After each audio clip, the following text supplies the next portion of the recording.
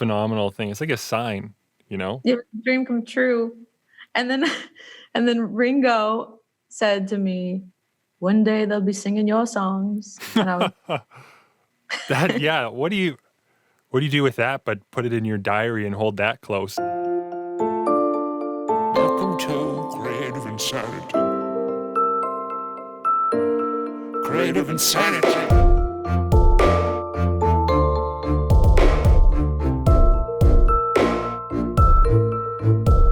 Hi, I'm Servant. I'm a rap artist and producer from Canada, and today my guest is Jasmine Crowe. Jasmine Crowe is an artist who's based in Los Angeles, and she's been doing a lot of wonderful things with her career, including winning the John Lennon Songwriter of the Year award in her category of pop music. We talk about creativity as therapy, what her musical influences were growing up, what it was like to win this prestigious award, the importance of authenticity and sacrifice in music. We talk about haters and why you shouldn't engage with them, receiving criticism, and the idea of failure. In addition to all this, today, on the release of this podcast, Jasmine is releasing another single, one called Can't Find Love, with an artist named Nick Mair. And trust me, you're gonna wanna hear it. It's phenomenal. So check out her music, go to her Instagram, all that. I'm confident that as a creative person, you're gonna find this useful, valuable, and be fuel for your process to keep you in that zone of creativity.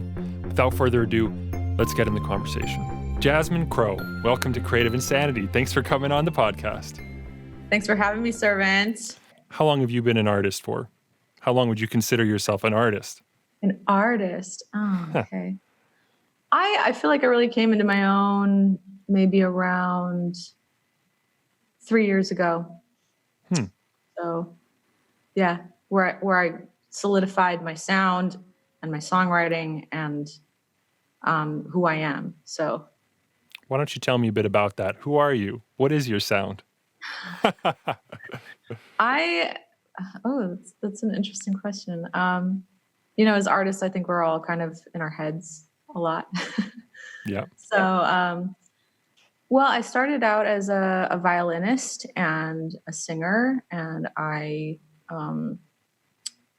developed my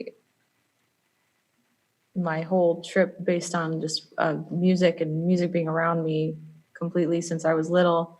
And when I first started songwriting, it was a lot different. Like my style was different. I was more of a singer-songwriter type thing. So I just really gravitated towards pop music because of the production aspect and the power behind it and the fun elements of it.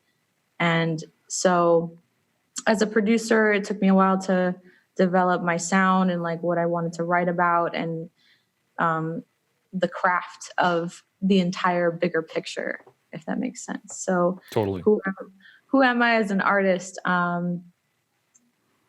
think I'm a pop artist, but I'm also a songwriter. So I have I'm a classic songwriter, like type pop artist. I don't know how else to describe it. I think you described it quite well. I 100% agree. I've been listening to your music for a while. I listened to your debut album, which came out last year, correct? 2019? It's called 2019. It's called Symptoms. Symptoms, yeah, which is fantastic. And at the time of this recording, you just released another music video from Symptoms, which is for... The Sky is Falling. The Sky is Falling. I always forget the title of it, but it's got a real special place in my heart because it's so touching. I'm just bad with titles. I didn't even know what to call this podcast for so long. Like, I'm not a title person. Well, I love your title. Well, thank you. Creative Insanity, right? Yeah, sort of a play on words. That's like the story of my life right there. Yeah. Well, and I've known you for a little while, and that doesn't surprise me to hear you say that because I think me and you have a lot in common. We both look at music and art as a kind of release. It's sort of like something you have to do, right? It's a catharsis. It's what keeps us going, keeps us breathing, keeps us sane. Yeah. Well, and that's what Symptoms seems to me to be about quite a bit. It was like maintaining sanity. It's like symptoms of your affliction, which is creativity. That's just one interpretation. Yeah, that is one interpretation of it. Music is also therapy because I noticed that when I write a song, I was telling one of my collaborators this the other day, we were just talking and I was saying, you know what, you don't even know what you're feeling until you say it out loud sometimes. So songs for me are that way. They're a creative way to get the stuff out and like have it be viewable or listenable. Like you can interpret it and be like, oh, that's what I was feeling. Kind of like a journal or a diary. It's like a way of communicating. Yeah, exactly. And connecting. Yeah, that's really interesting. It's a neat way to think of it because sometimes as artists, I don't know, people have this idea that we're trying to conjure some mountains in the sky sort of thing, like some far off thing that we're trying to make this beautiful structure that's just perfectly crafted, when really a lot of the times what we're trying to do is communicate something from us, which is down here on the earth. We're not trying to make some big, beautiful thing. We're just trying to best put into words, what we're experiencing, right? Exactly. And I think that's why I gravitated towards pop music, because I grew up with classical music and folk music and rock and jazz and all these, complex styles of music where they're very technical. And pop was like, this is fun. Like, I just want to let what I'm feeling out. And pop is one of the most difficult genres of music to succeed at because it's so simple.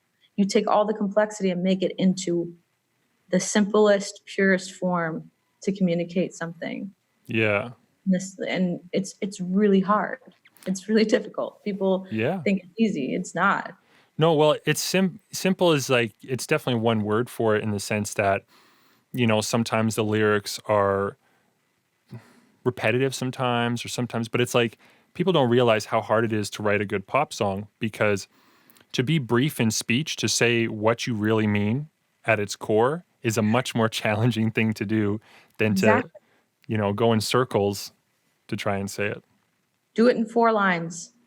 Yeah. Okay. All right. It's going to take me a couple hours.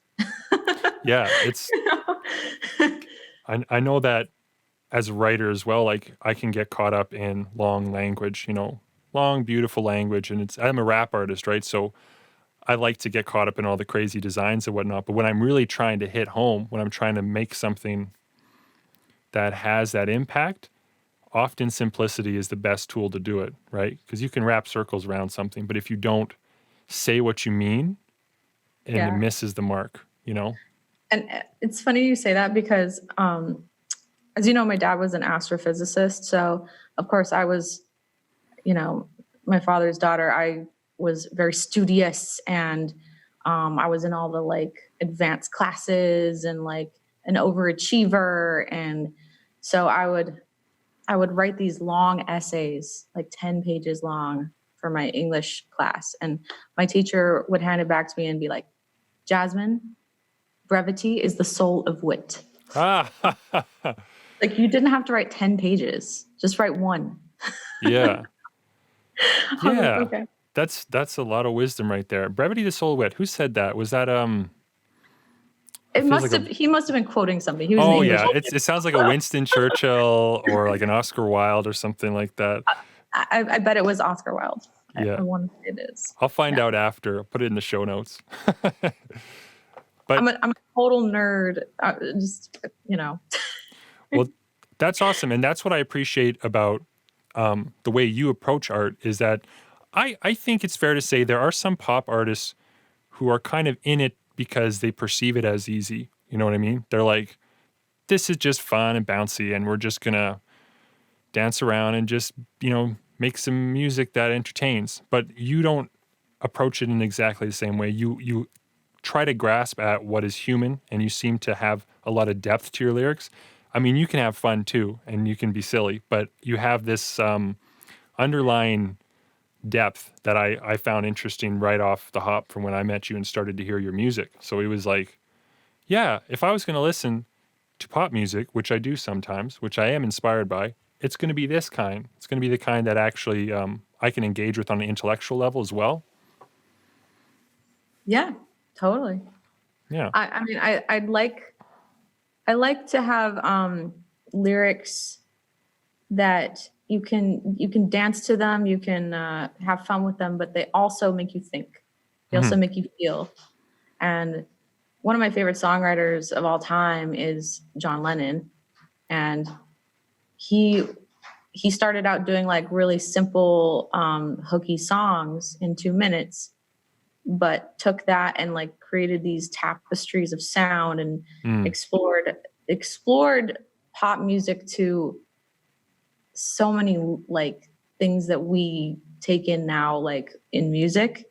And I'm sorry, I don't know where I was going with this, but just the incredible pop music that the Beatles created, for instance, like there's no boundaries, but it resonated with everyone all over the world because those songs, they felt like those songs were part of them and their lives. Yeah. Well, they were like instant classics in a lot of way too. Like they're just something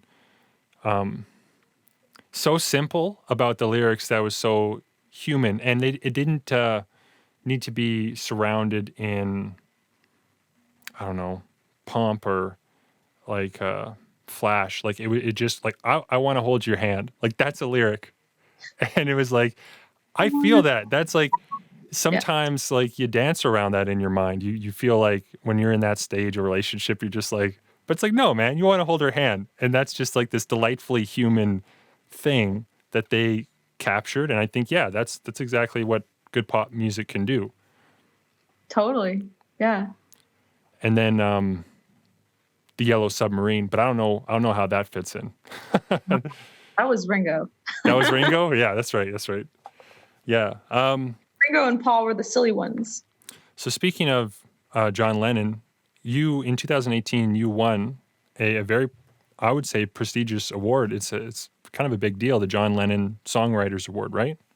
Yeah, the Song of the Year. It was really incredible because I think that was the first time I felt validated, like truly as a songwriter, because a lot of times I was like just beating my head against the wall and like, just shooting in the dark half the time.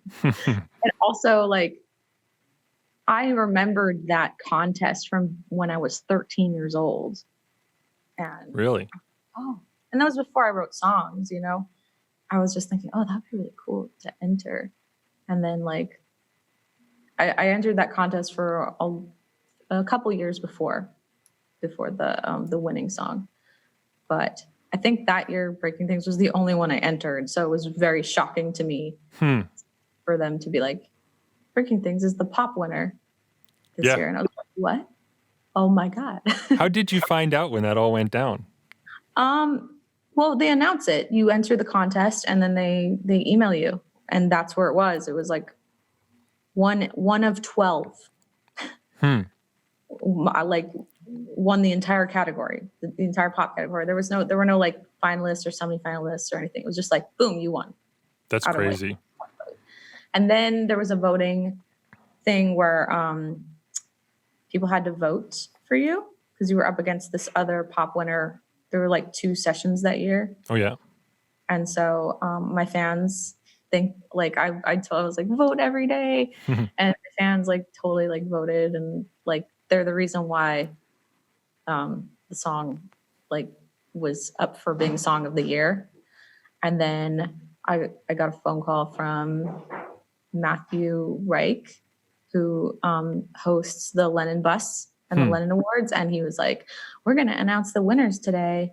And I just had this feeling like he wouldn't have called if like... Yeah, he's just like rubbing it in. Someone else got it. Yeah. So it was huge. Yeah. So, and of course that contest being the John Lennon songwriting contest, like John Lennon is my favorite artist of all time. So what a big deal. Like what a phenomenal thing. It's like a sign, Yeah, dream come true. And then Ringo said to me, one day they'll be singing your songs. And I was like, he said like this. He's like, one day they'll be singing your songs like this.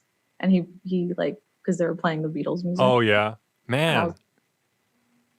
What do What do you do with that but put it in your diary and hold that close, like, holy And man.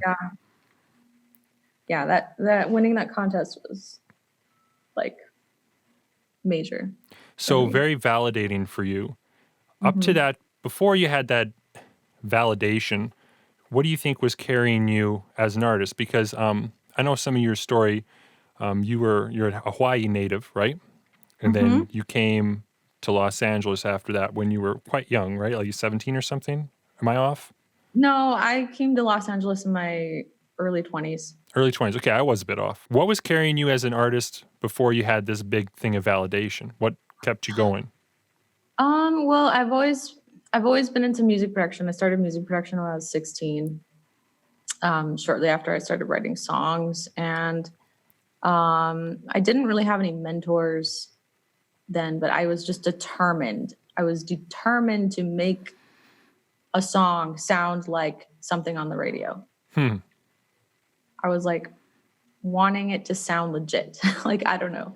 And I didn't know how to make it that way. I didn't know how to get it to sound right. And it was like so frustrating because I didn't feel like I had anyone around me that could guide me for that type of, because it's a lot of work. I mean, Yeah, I know but exactly what it's like. and I think that's what motivated me to learn things for myself. Like, for instance, I didn't know how to do something and I didn't have anyone to rely on that could help me. So I just was like, I'm going to learn and I'm going to figure it out. And it's also probably because I'm a control freak. Yeah. That's okay though. Aren't we all as creatives? Like, Yeah. it's kind of comes with territory. Sometimes like you'll ask questions and I get on this tangent because I'll like go way back in my mind to like when that originated, and like That's what I want. That's I good. never like actually answered what you asked me. No, well, that's the beauty of conversation, right? Like, a question sometimes doesn't spur an answer, it spurs another question. And it's okay to Yes. go there. True. That's very true. So, okay. So going back, as you know, I started playing violin when I was 3. So it was my first instrument. That's ridiculous. I never took vocal lessons, because, in Hawaii, there's a lot of music in Hawaii, but also there aren't as many resources there. Like, especially in LA, I feel like you can do anything musically. You can find it. You can find what you need here. Find any resource. They have Guitar Center down the street. We didn't have that in Hawaii. Like, no, you have to order it. And like, that's just for instance. So, I never took vocal lessons. I just kind of taught myself how to sing by listening to Broadway musicals. Very cool. Which ones? Les Mis. That was my favorite. Oh, really? That's actually why I started singing, was that musical.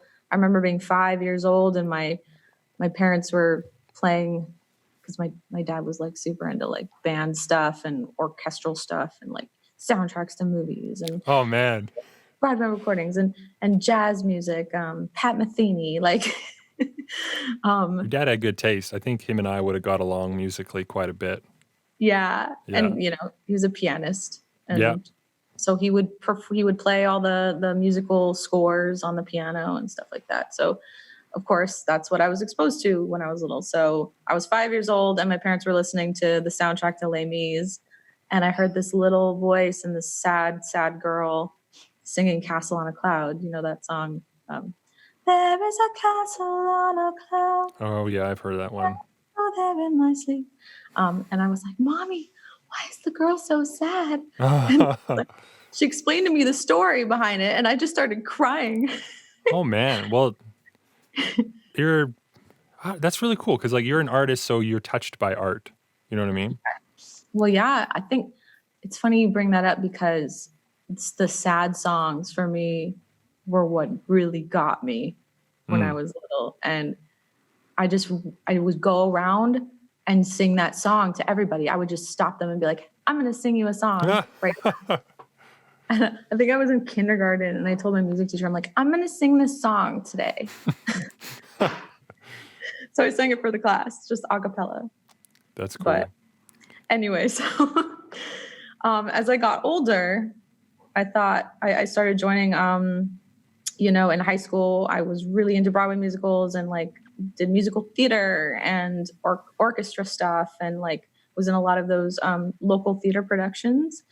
And so my dream was actually to go to Broadway and go to New York. Really? Yeah, originally, until I started writing my own songs. I just didn't think I could write my own songs. And then once I started doing that, I was like, I have my own voice that I want to communicate to the world. I don't want to just sing other people's stuff. Right. And That's yeah. interesting. That's similar for me, actually, because my first dream or desire was to be an actor. Oh, really? That's Yeah, interesting. when I was really little, I wanted to be an actor. Probably perpetuated by some bad habits I had as a kid. Like I wanted to steal and I wanted to lie a lot. Like I was really interested in getting away with things and making a facade. Eventually I got caught and most of those behaviors did mature. But I think that interest and that ability to sort of fib and lie to people, while not a great thing, made me think I could be a good actor and I'd want to act. I just want to pretend. It's sort of a dark origin story, I guess, but acting was the first thing for me. And then eventually music kind of came more centerfold. Yeah, it's interesting too because musical theater for me was similar because like there's a lot involved with that, like dancing and acting. So I was really into acting too. Of course, Broadway stuff is like more stylized. It's different from film acting. It's more exaggerated. Yeah. Do you feel that you get to do all those things in a way being a musical artist? Because I do. Yes. You get to be in music videos, there's all sorts of things, right? It's very creative. It's really interesting being an artist that does all the different facets of the bigger picture. And I think that's what I enjoy the most is that huge picture coming together all the way down from like just practicing your instrument to writing a song, to producing a song, to writing the lyrics, to telling a story. So then now you have the story, the song, and now you got to communicate that to your audience and put on a show. And like, it is like acting too. It's authentic, but it's still acting in a way because it's exaggerated. Yeah. I know with the performance thing, like if you're up on stage, you're not pretending, right? Like you're not straight up just Harrison Ford style, just pretending, like I think he said before. But what you are doing is you're kind of re-engaging with some of the emotions and some of the thought process that you've had when you were writing it. And I don't know, but I know for you, I was gonna say, I don't know about you, but I do know like you, when performing, find yourself in that space again and you're kind of like in a capsule somehow. It's really interesting performing too, because like, every time you sing the song or perform it, it's different every time because it's in the moment. And I think that's the beauty of live art. Even though live stream shows are the reason why people watch them is because they get to engage with you. The fans get to engage with you and talk to you. And it's like in the moment, you can't just edit it out. You know what I'm saying? Yeah. And that's real. That's like, it's kind of spiritual and centering, and it's interesting. I was telling somebody about this the other day. Music, before it was recorded, it would just disappear into thin air. It's like magical art that just is here in one moment and changes and you can't see it. And, we didn't record music to like 200 years ago. We had to sit down and play it. That's the only way it existed. That's really beautiful, but also kind of terrifying because I know in terms of my process, I'm keeping this in, by the way. Yes, Tegan. Daddy's doing a podcast.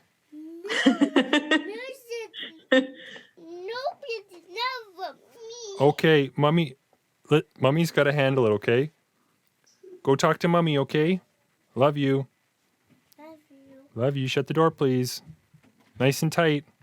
And picking that up, basically, the fact that it's terrifying to me because my process is I write at a computer. I do piano music. I'll come up with the composition and the production, and I'll type on the computer. So it's like it's already it's saved. Like instantly, it's downloaded from my brain and the Muse or however the hell it gets there. It's instantly downloaded and saved. It's saved in a Dropbox. It's in the cloud, and I don't have to think this is gone forever. I don't have to practice again and again and again until it's sort of all there. So Yeah. I wonder how that's changed things. What's your process like? What do you think about that?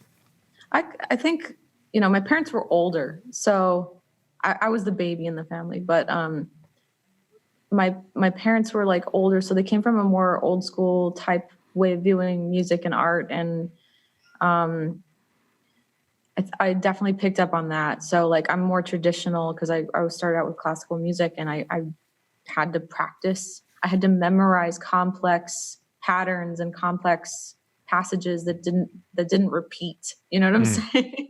So I'm very accustomed to that way of playing and just repetition, doing it over and over again until you memorize it, until you get it ingrained into your hands and your body, so that and your voice, so that you don't have to think about it when you're doing it. You can just focus on performing and being in the moment.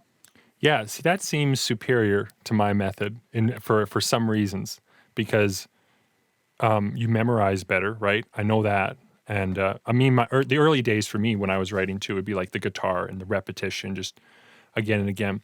And I know that like music stuck easier, whereas I find if I write a song and then I come to thinking, oh, I'm going to do a music video for it, I'll have to have been kind of listening to it on and off for like a month at least before it's actually starting, like I have it solidified in my brain. And then if I'm going to perform it, like I have to practice so much. I got to practice my own music again and again and again and again and again just to get to that space. Whereas I'm willing to bet that having a process like yours, you're able to,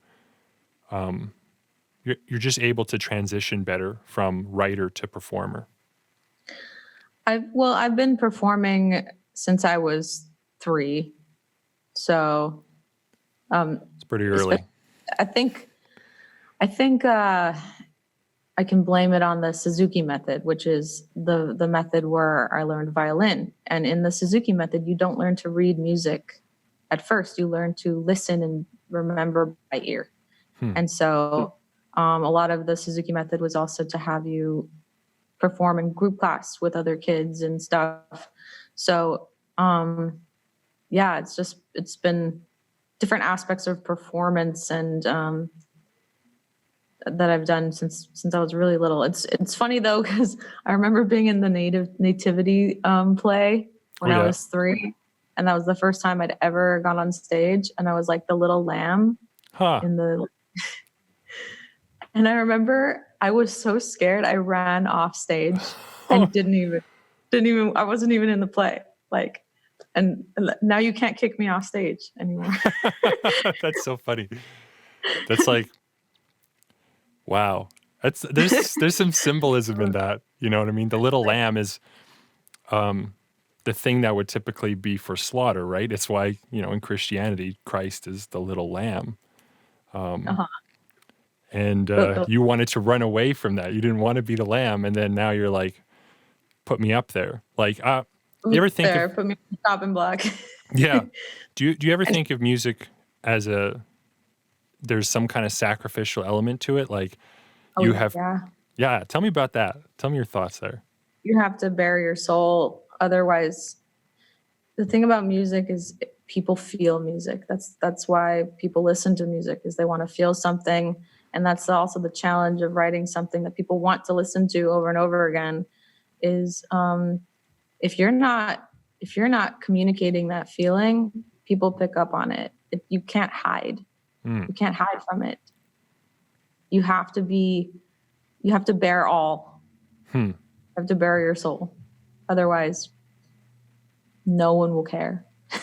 Yeah, well, it's fake, right? Like it takes an element of bravery to be like, okay, and this is a part of me that if I share it with you, you can ridicule. Like, you could take this sensitive part of me and drag that through the mud, and there's nothing Yeah. I can do about it. So it takes like this element to stand up. I think one of the things that if you say something gives you joy, like, oh, I love this, or this is something that I find meaningful, it's you easily put yourself into a vulnerable position. You're saying, I have love for a thing, and then all someone needs to say is like, that's dumb, that's stupid. And it's like, you're being vulnerable. You're putting yourself out there to be potentially torn down. It doesn't mean you're always torn down as an artist, but if you don't have that potential, if you're not vulnerable enough, then yeah, people don't think you're real. They don't connect to you. They Yeah. expect the bravery from artists like us, I guess. And failure is part of the process. I have failed so many times. Like, I've been rejected. I've been told things that were very hurtful, but I still got up after, a good cry and got back to work. And over the years, you just, you learn to forget about the haters, and you learn not to take rejection personally, and Right. you try to just learn from your mistakes, and you just never give up.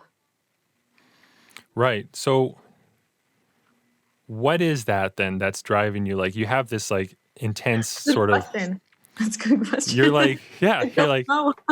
you keep, is that the creative insanity? You know what I mean? Is there a sort of, like, would the normal person meet failure so many times, be like, well, it would be reasonable to turn away now and leave it? And is it sort of an insanity in you that keeps you going, or what?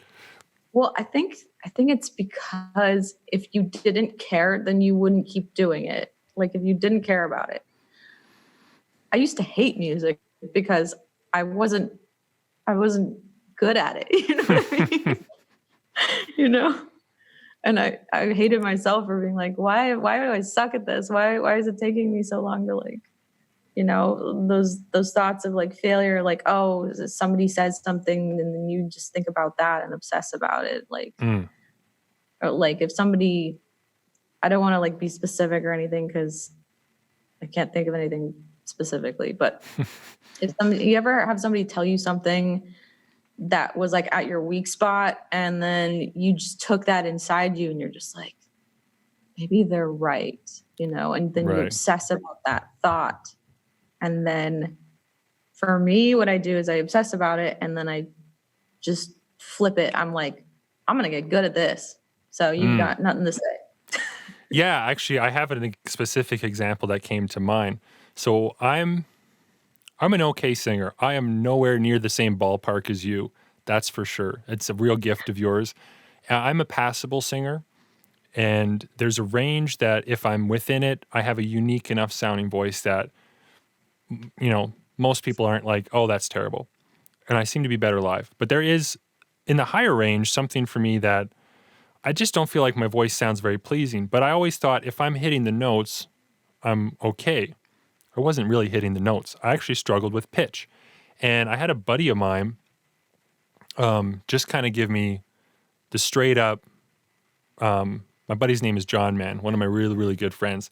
And he was listening to some unreleased music of mine off of what's going to eventually become my second album. And he was like, the singing's just not good. And he was just straight up about it.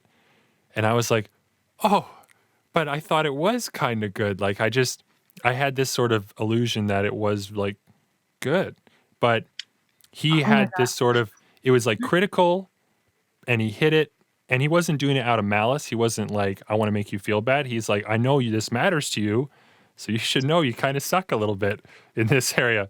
And I went through all those frustration feelings where I was like, nah, man, you're full of crap. Like, but eventually, this turned out to be good feedback for me because I asked my wife. I started to like talk to more people and try to get them to be a little more blunt with me.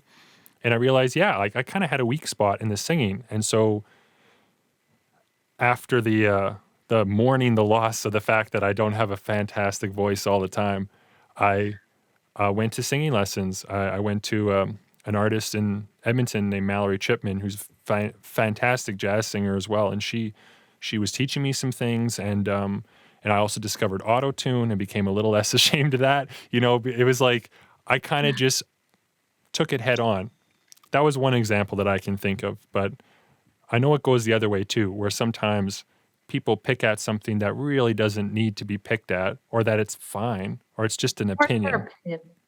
Yeah, and then we can obsess about that and think, oh, Right. I should change everything, but you're fine.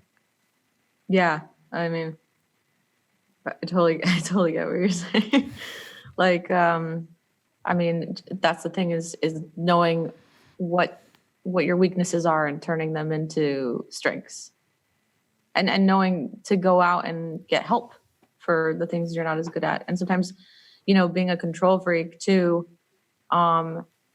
you have to remember that you need to relinquish some control in order to learn and grow. And even just being exposed to people that know more about something than you're going to pick up on that. And that's going to make you stronger in other areas too. So Yeah. it's like delegating. Like if you're not good at one thing and you know you aren't going to, that you don't have time to become a master at it, give it to somebody else to do, you know?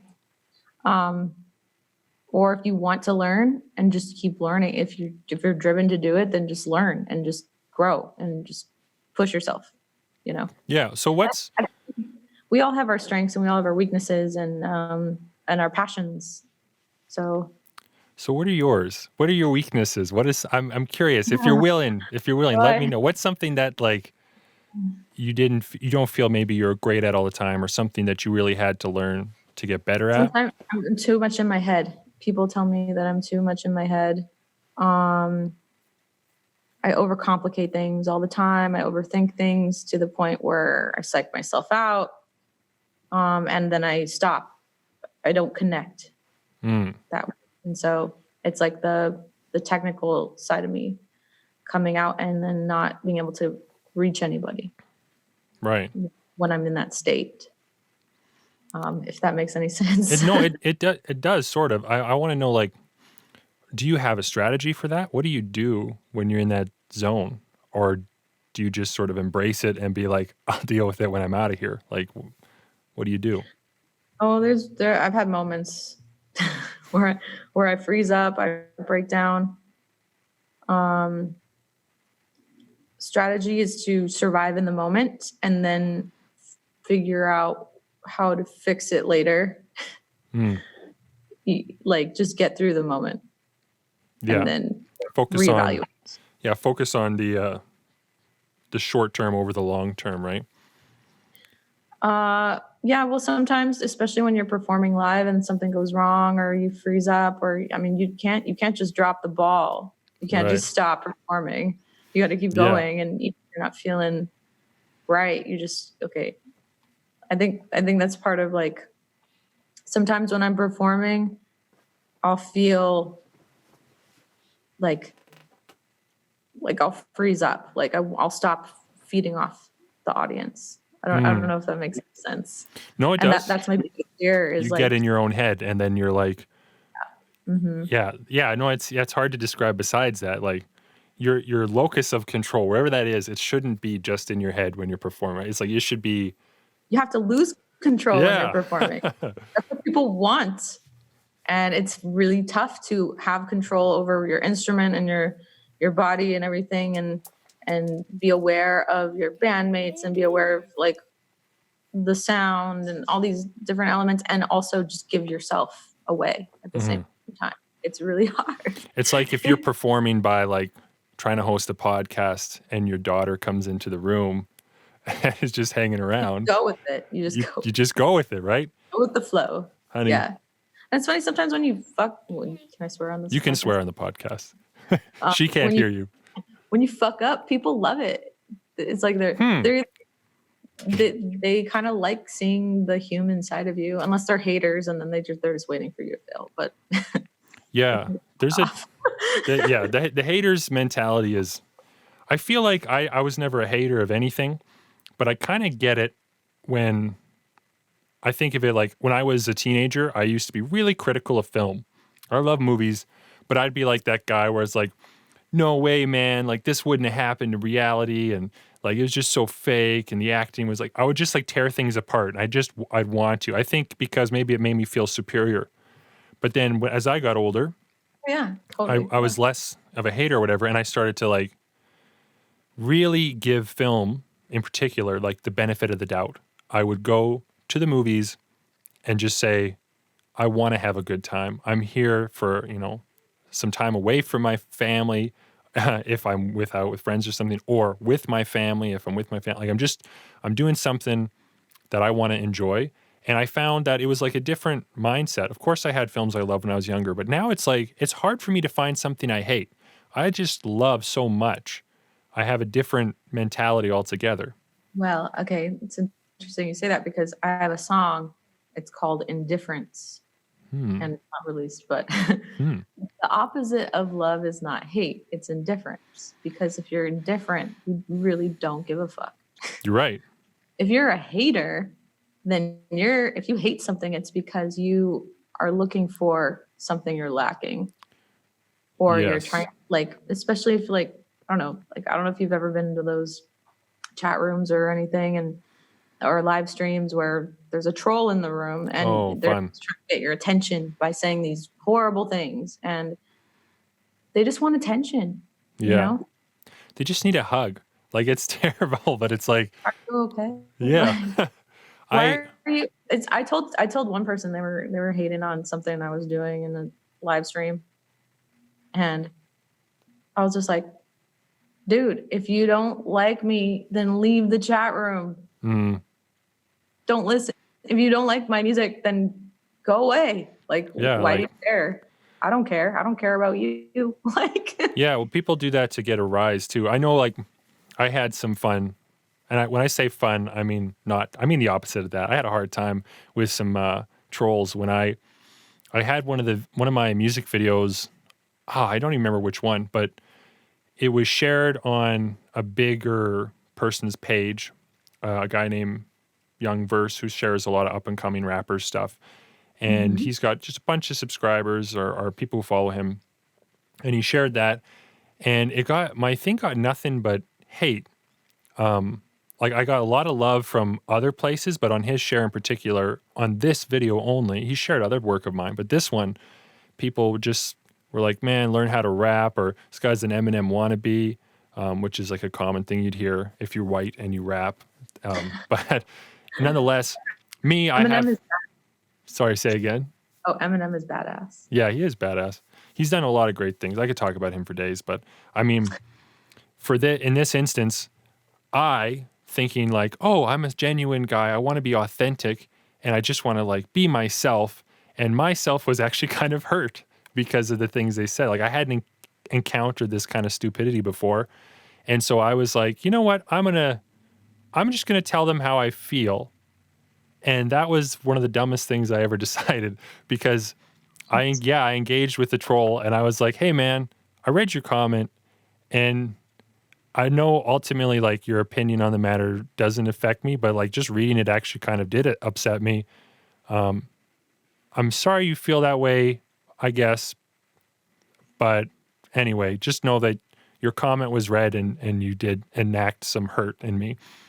And boy, it was like, it doubled, it tripled. I did that. I replied to like 3 different people who said something like that. And it was like, they came back, like, call me a bitch ass, and like all these like insults. It was like opening the gates of hell. It was like comment after comment after comment. Like, oh yeah, look at this little bitch. Like, look what he's doing. And I learned something really valuable. It was like, I don't need to engage with trolls. Like, it's such. No. If you say anything back to them, they will. Yeah, just ignore them. I think the best thing, and it's like some of my fans that were in the chat room too, they were just like attack dogs. But the defense mechanism is just to stay positive and say positive things. Right. And just ignore them. Like they're not there. Yeah. Well, that's what I should have done. But I think it was an experiment. I'm glad that I went through, because don't acknowledge them. Yeah. It's just like bullies at school. Like, I used to get bullied a lot growing up, and even, with other girls and stuff. they would just say hateful, mean things that weren't even relevant or, Mm. and I was like, although one time, one kid was like, he said something mean to me and I was like, are you okay? Why are you so angry? Hmm. And it actually fazed him. He's Yeah. like, what? Didn't know how to respond. Well, But it's a power thing. And I mean, yeah, people have, like, don't give away your power. mm, You don't yeah. have to. Well, and they have, when you're angry or when you're hurt or upset by something, it's easy to try to tear someone down. Like, it's just one way to feel a measure of control. And it's hard. Like, I felt very bad after I had engaged these trolls and I got all this vitriol. And it wasn't because I felt bad about getting more vitriol. It was because I realized that there was some mental health stuff going on for these guys. It was like that they could sit or stand or whatever. I doubt they have a standing desk for some reason. I don't picture that. But it's like if they're sitting at their computer and they're able to like spew that kind of hatred just to try to get a rise out of someone, just to kind of get some control. It was like, they must have so many things wrong in their life. And I suddenly, as much as I learned not to engage with them, I realized that, what they say just didn't matter. It wasn't a reflection of reality. It wasn't like legit criticism. Speaking of criticism, I have thoughts about this, but I want to hear yours first. Like, how do you feel if you put something out there? Like, let's say you put out a brand new music video and someone unprompted is like, hey, great music video, but I really think you should have tried it this way. Or what if you did it like this? Well, how do you feel about that? I had one of my friends say that when they first saw it, and it messed with my head a little bit because it went against what I thought, but then I had to think about their perspective and what they gravitate towards. And then I showed it to somebody else and it was a girl. Mhm. Because it was interesting. Girls' perspectives versus guys' perspectives, maybe, I don't know. She completely got it. She watched it one time and she was just like, oh, she just described to me the entire like concept that I'm trying to get across, the layers behind it, like all the deeper meanings and stuff. Like, whereas the guy that was like somebody I really looked up to totally did not get it at all. Mm. And criticized it and said, you should do it this way, you should try this, or you should have done it this way. And I was like, well, it's done, I can't change it. Yeah, isn't that the thing, right? Like, it's funny that so many people feel this desire to criticize things when they're done, too. Well, I mean, you know what? That's their prerogative. That's part of art. Art has always been judged. Mm. People, like, there's paintings behind me. Like, if you look at a painting, you interpret it a certain way, and you're just like,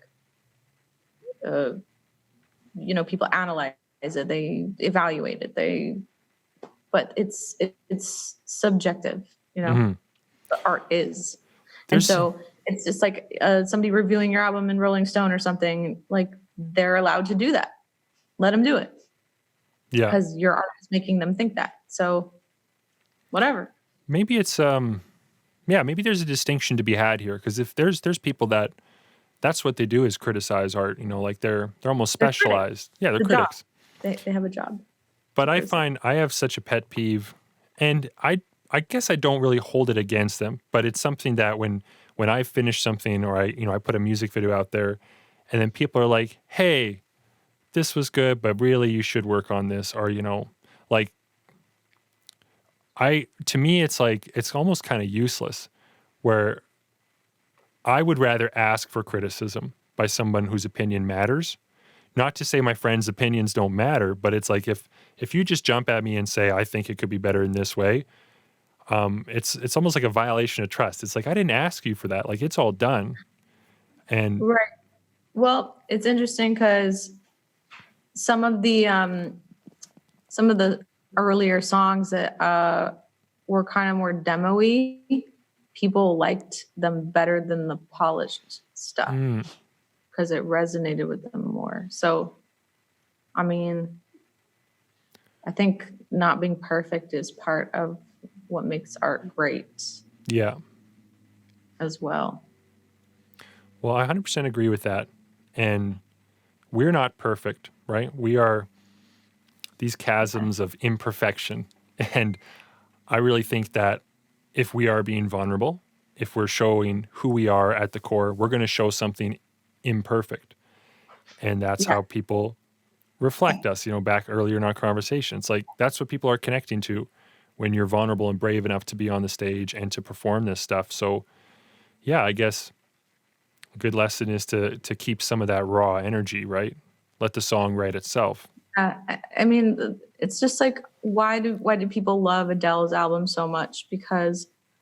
Or why did they love Chandelier by Sia? Because when she hit those high notes, her voice cracked. You could hear her crying, Hmm. And that's what made it so impactful. Like, it's not perfect. You know what I mean? Yeah, People want it's something they can feel. doesn't have this veneer. It's not, Yeah. and stuff that does have that veneer, just it rubs me the wrong way if it comes off too stylized and not authentic in some kind of way. Right. Because art is meant to make you think or feel, or I don't know. I mean, it's so subjective. Yeah. Oh, I was going to say, even in songwriting sessions, like sometimes I'll write lyrics and the other person won't pick up on what I mean by them. You know what I mean? They'll interpret them differently. They're like, oh, it should be this way. Like, I don't know. I'm like, okay. Well, yeah, I feel like in the future, something I want to talk to you about is collaboration, because I know that's something that you do a lot of, that I do a lot of. And I mean, I think you do more so in that you often find yourself in these writers' rooms where you're like, got a couple of people you're working with and you're like, all right, we got all day to do nothing but make a song. And that has a kind of different pressure to it. Oh, it's terrifying. I didn't know if I'd be good at it. I was so scared. And there's some days where I get sessions and I know one's coming up and I'm just like, am I going to be able to survive this? What am I going to write? Like, you just start thinking about it too much. And so when I first started doing it, because I only started writing with other people in this way, like less than 2 years ago, like maybe 1 year ago. And before that, I didn't really collaborate with too many people. I usually just wrote things for myself, and it was such a like crazy thing to be able to go into a room and not knowing what to expect and not ever having met these people before. And just, there's no way to prepare for it. You just go in and you let the day happen and you put yourself completely in it. You get out of the head, right? You have to get out of your head. Well, there's a lot of like you have to get in your head too, but you have to balance it. Yeah. And I've never not written a song. It's never not happened. You never ultimately froze up all day and just. You have to like let yourself trust. You got to give trust to the other people in the room too. Yeah. In collaboration, that's something I've been really learning, is just to allow trust to happen. I've had, I would say, fewer sessions than you in terms of actually sitting with someone and trying to write something together. I have done it, and sometimes it's been incredibly fruitful, but it's a skill that I had to learn. It was more like, I'd be like, all right, I produced this thing, I wrote this, and I guess, I'll give you this section if you want to try writing something and we'll see what happens. And that was the first step of trust for me. And I did that, I think, at first with Fran Minnie, who's an artist out of the UK. And she just blew me away. Like, I gave her like this much rope and she made a blanket out of it. And I was like, wow, like, that's amazing. And so then the next time I worked with her on another song, I was just much more open. And I was like, here's much more space, and like, just do something, and let's craft it together more. And yeah, it was awesome.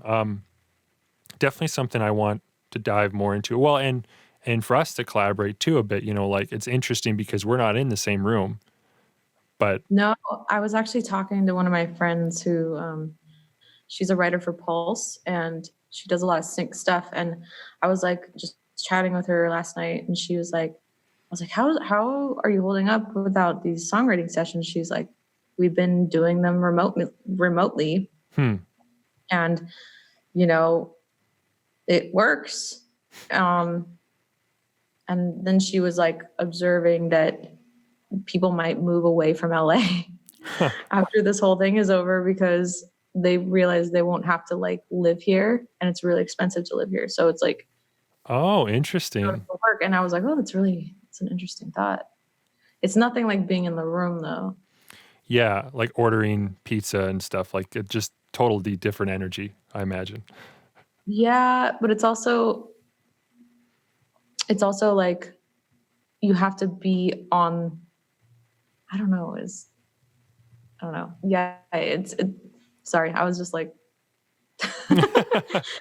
No, it's good. You spaced a little bit, but in a good way, because it is hard to describe. The art of a collaboration, totally very tricky beast to try to master. And yes, my brain is always going like a million miles an hour in those sessions. It's crazy.